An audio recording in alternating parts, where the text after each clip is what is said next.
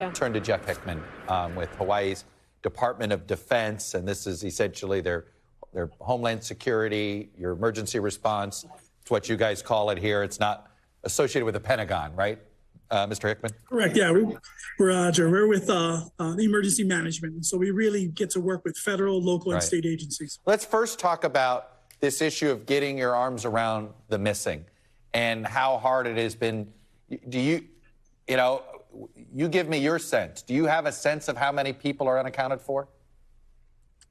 Our sense is that it's high, and the number is definitely going to go up as far as the deaths in that situation.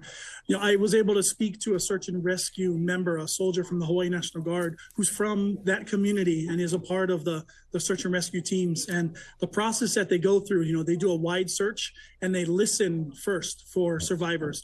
Then next, they fine-tooth comb over and over. They're working with search dogs. An additional 20 just came in today because finding those and closing the loop on those missing is a priority for Maui County and the state. So with that number 106, and like you said, that number is going to go up. The number of people that we find and identify is also going to go up. The Maui residents can also go to the family assistance centers. There's county, state, and FEMA are also opening up, and they're assisting with DNA swabs and to try to reunify families.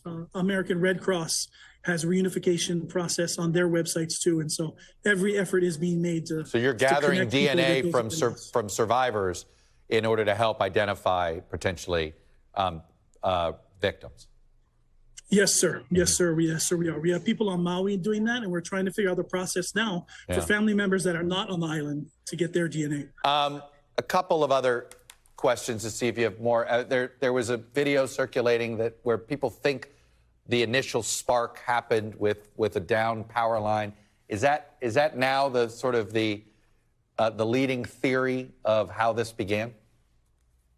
It's a leading theory online. The actual what happened, we don't know. The governor and the attorney generals are going to launch a comprehensive review and get to the bottom of it.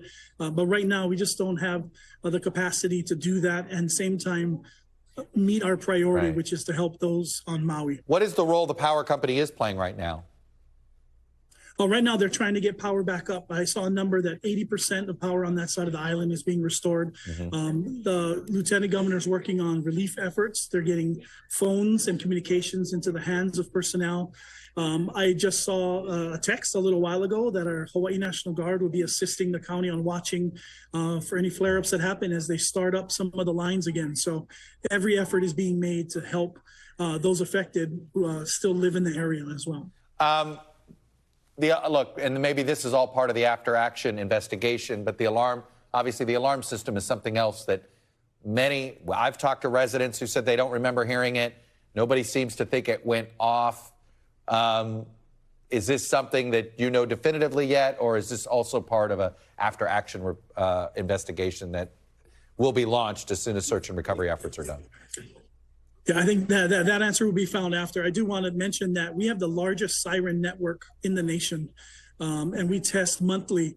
And that's the sirens are a lifeline to people, and so we will get to the bottom of that. And the sirens do help a lot of people. We have lava, earthquakes, floods, tsunamis, and the sirens have been a part of it. This wildfire was a phenomenon. It's the worst in our nation's history, and so that makes it the worst in Hawaii. We've never had one this bad, and with speeds of 60 miles per hour, it's definitely something to contend with. You're going to have the ear of the president when he gets there Monday, more of the federal government. What advice would you give the feds to try to earn some trust with the locals, right? We're hearing there's some distrust. What advice are you going to give to President Biden and to the federal team to essentially earn the trust of the locals? Well, I think it's messaging. It's getting the word on where they can go to get the right resources. We have 416 FEMA personnel on the ground. I'm in a room surrounded by FEMA personnel right now. The federal assistance has been amazing and swift. So yeah, right now, I would suggest the messaging, get the word out. We've been countering the false news as well about the rumor control. And so we're hitting social media really hard. And right now we got to hit radio because that seems to be the best way to communicate to Maui. So we would tell the president, communicate, help us communicate that message. Good reminder to all of our new technology people. Sometimes old technology is the best way to communicate. Good old radio waves. Jeff Hickman from the Hawaii Department of Defense. Good luck out there. Thanks for watching our YouTube channel. Follow today's top stories and breaking news by downloading the NBC News app.